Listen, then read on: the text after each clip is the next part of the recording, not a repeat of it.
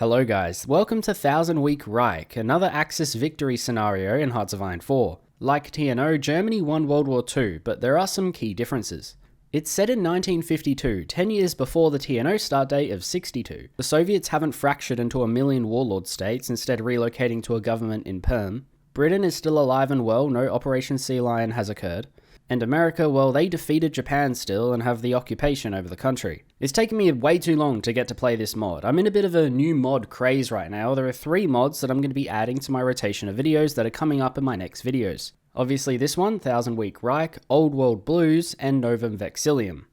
So, we're playing as the Greater German Reich because, I mean, when you first play a mod, you should start as the easiest nation. And the United States of America would be pretty easy as well. They actually have occupied Japan. Anyway, we got some lore about this crisis of 1948. Apparently, Adolf went into a coma and a huge crisis occurred about who was going to run the country.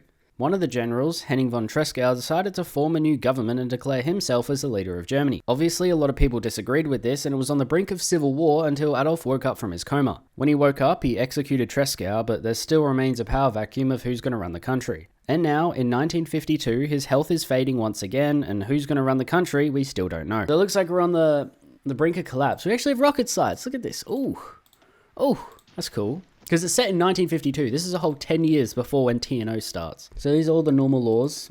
We got government type, highly industrialized, what's that? Economy development, and then fuel usage. Fuel is apparently very important in this mod. If you run out of it, your nation gets debuffs. And it's not just to your army, it's to your industry and everything. Anyway, I was looking at the factions. The Toronto Court is just basically the OFN. And then of course you got the Italian Mediterranean faction. But on top of the factions, there's this new sphere of influence mechanic. Essentially, you can influence nations, and once you reach 10 influence, you can get them to have better trading with you. Maybe there's also other benefits, but so far that's all I know is you get better trading. Damn, the Soviet Union, or the Perm government, really be claiming everything. Who is this guy? Who's leading the Soviets? Some dude. I've never heard of that guy either. You know, I was having a look at our national spirits, and it's not looking too good. Our army is, oversized, and we have a stagnating economy. Not to mention, there is a lot of SS infighting. Alright, well, we might as well just go down the first thing that we can do, the status of the Reich. We enter into a new year, we face the same problems. I then figured out that none of the mod developers have done any of the production for you, so I have to assign all 50 factories. At least all the equipment is relatively the same to Hearts of Iron 4, with only helicopters and APCs being different. 1950 APC? They got APCs in this mod? Alright, we're gonna have to...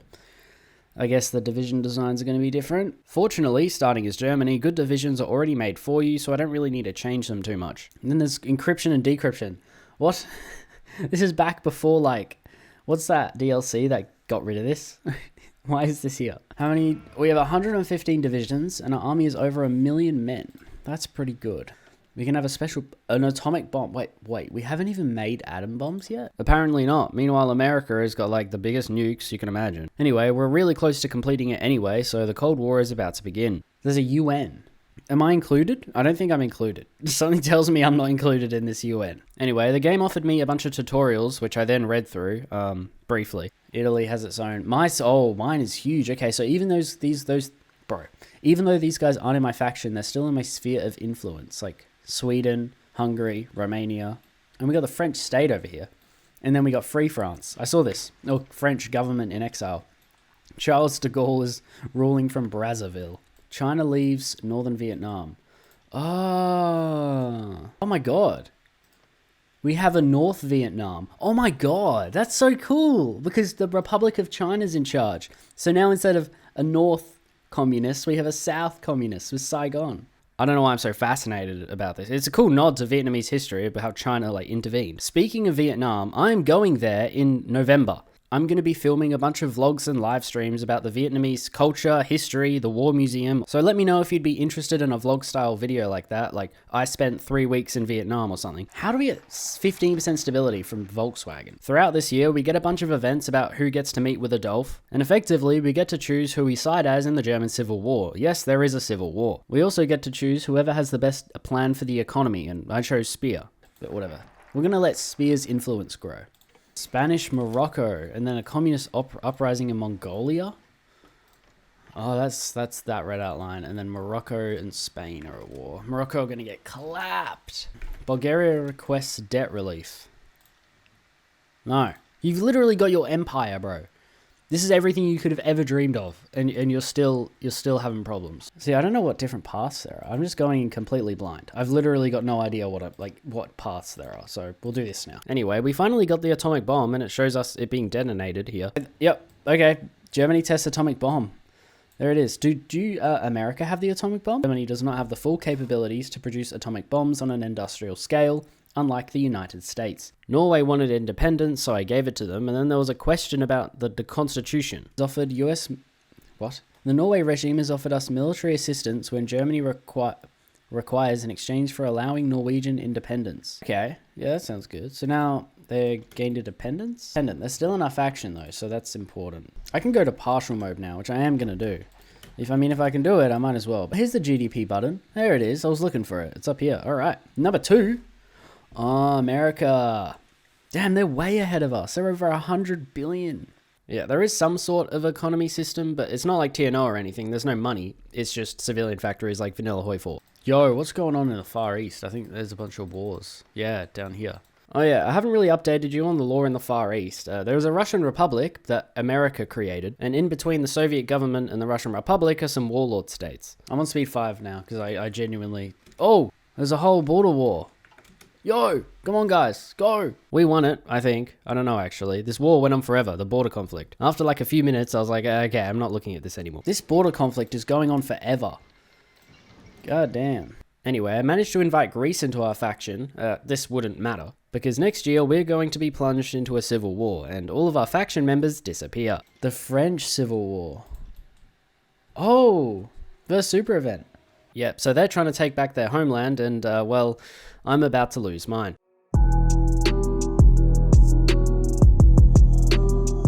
Before the Civil War began though, I was intervening in France, and I was doing a pretty good job. Granted, they were pretty hard to beat. I managed to retake Paris. However, while I was doing this, the Führer passed away, and so began the German Civil War. The Great Power Struggle, negative 20% stability, negative 5% political power gain.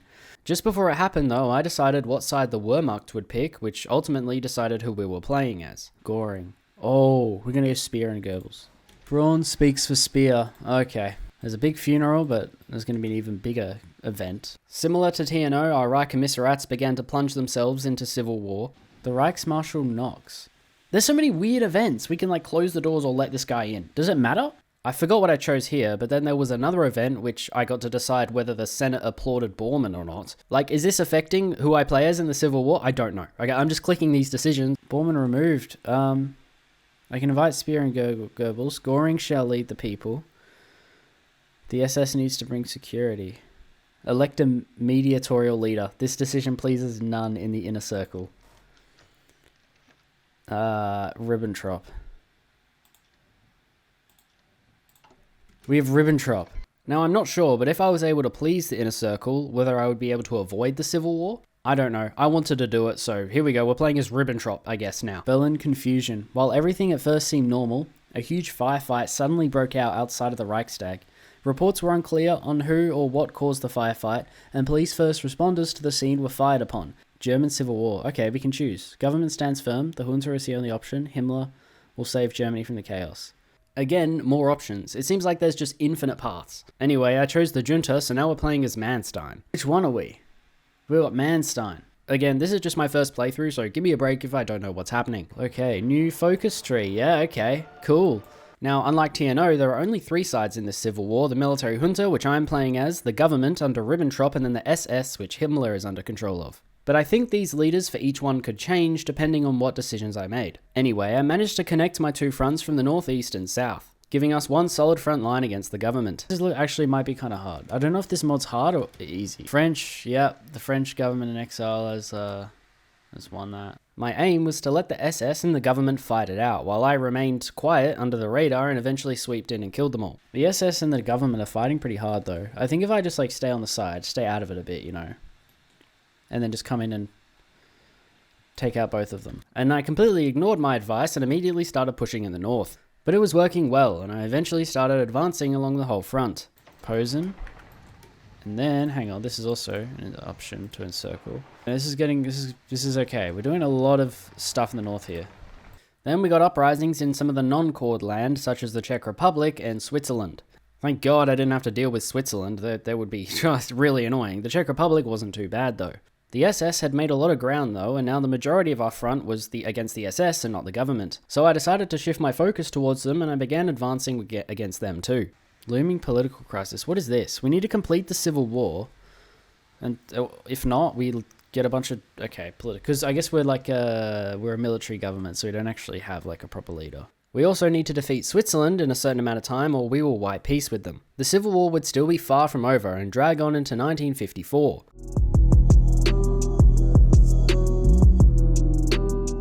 Look, yeah, getting through the SS here. We're advancing a lot in the south. It's just this northern area. These two are still fighting each other. I don't know how the government has survived. The burden of having to defeat Switzerland fell on me, so I went and dealt with that real quick. Done? Do we have to take every single province? Probably. Alright, there goes Switzerland. Cool, alright. Anyway, I managed to split the front in half, so now I could focus on the northern front, which was the government, and then the western front, which was the SS. However, another faction in the Civil War broke out, the German Spring, which was like a communist government. People's Germany. Oh my god. I wonder if you can play as this. Oh my days, of course that's my first thought. Anyway, they began advancing at a scary pace, especially out of Berlin. Look at this. They've actually they're annihilating the general government here. I know, I'd rather deal with the people's guys than this general government, because the general government's, the actual government is kind of hard. Anyway, due to their uprising, the front line got completely screwed. I don't even know what I'm looking at. So instead of worrying about it, I just focused on dealing with the SS, which I had a clear front against. I'm gonna win against the SS here really quickly. Oh, the People's Germany. Not long after they capitulated, the rest of the SS and the German government were dealt with. And other places was really fun. That was good. Alright. Alright, the military government remains on top. Our faction is kind of non-existent, and our sphere of influence, if we have a look at our sphere of influence, it's got to be so small. There's none. We're kind of on our own. We still have all of our core land, but the Civil War is over. Peace at last. Stability, political power will be known as the Greater German Reich. Alright. Oh, so this is all the different victories we could have gotten. Right, so we got SS, Council victory, Speer Goebbels, Bormann, Reichsmarschall. I guess that's Goring. And then Wehrmacht. So there's a lot of different paths here. Anyway, a lot more factions had formed in Europe. We got the Nordic Security Treaty. France is about to join the Toronto Accord. We got this Polish faction and obviously the Italians. And now I got to reform my faction and reclaim the land that we once had, much like TNO.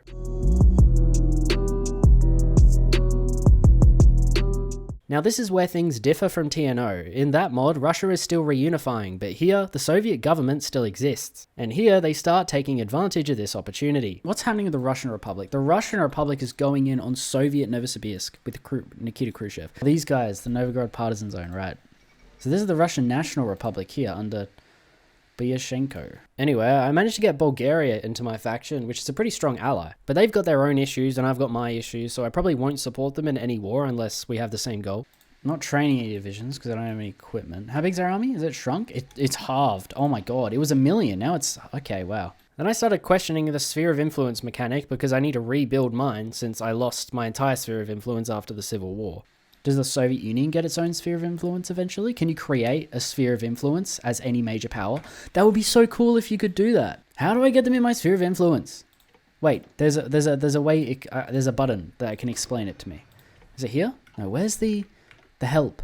Turns out I just had to look in the decision tab and I need to get 10 influence points that add them to my sphere of influence, and I can increase influence by just clicking a button over and over. So how can they be in my faction but not my sphere of influence? I don't understand that. French membership in the Toronto Accords. Okay, wow. This is actually really interesting. We got a bunch of factions here. But my question is this mod, does this always happen?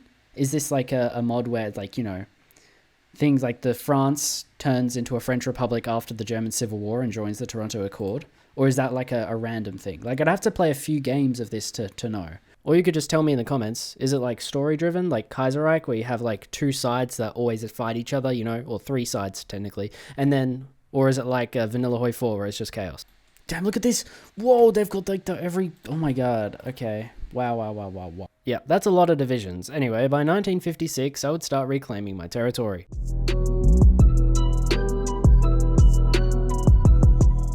See, now these are darker grey. Does that mean they're more outlined to us? Slightly? Because we're grey? Or like a, yeah. Okay, no, this bit trips me out. Why are they darker grey? What does that mean? Are they contested? Someone tell me what that means, being darker grey in the sphere of influence. I keep influencing. I should be able to add Bulgaria and Norway to my sphere of influence very soon. Anyway, I continued down my focus tree. It didn't really offer many war goals, just economy buffs and military buffs. The Soviets are trying to reclaim Moscow. They're fighting the Russian National Republic, which has gone far right. Now, this is good and all if the war happened sooner or was over quicker, because what is about to happen is completely ridiculous. Well, not about to happen, later in this game. Meanwhile, I sent volunteers to Central Asia to try and get an ally, or someone I can get in my sphere of influence to be in charge of Central Asia. We're also invading Poland, and by 1957, we will begin the conquest of reclaiming the territories for real. I defeated Poland pretty easily. All gone. Alright. That was quick. Who else can we bully? Next, I invaded the Baltic states that broke free. I can just invade whoever I want by clicking these decisions. Well, not whoever I want, but whoever was formerly under our occupation. It's just, so yeah, this is kind of like TNO. Reclaiming all the lost land. After defeating the Baltic states relatively easily, I moved on to Belarus and Ukraine. Alright, next targets. Belarus and Ukraine. We'll do it one at a time though. Oh, we can restore Ostland, Moscow, Caucasus, Ukraine. I see. Okay, so we can restore it. There we go. I should be able to restore Ostland now.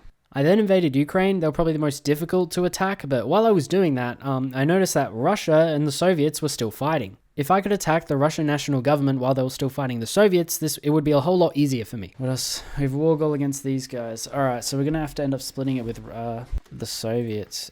I declared war and got really lucky though, because as I began advancing into their territory, well, this happened. About to say Moscow? Yo! They just defeated the Perm... Oh my god.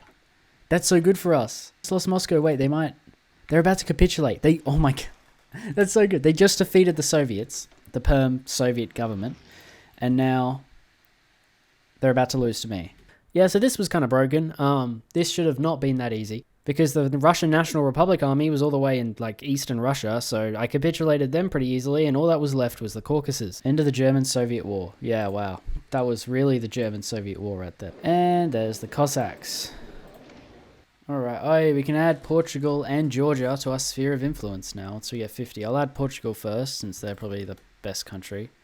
Okay, the Russian Republic won over here. They might join in the Toronto Accord. I was kind of hoping they would, because it would set up a pretty cool war, like fighting in Siberia and then on the front with France.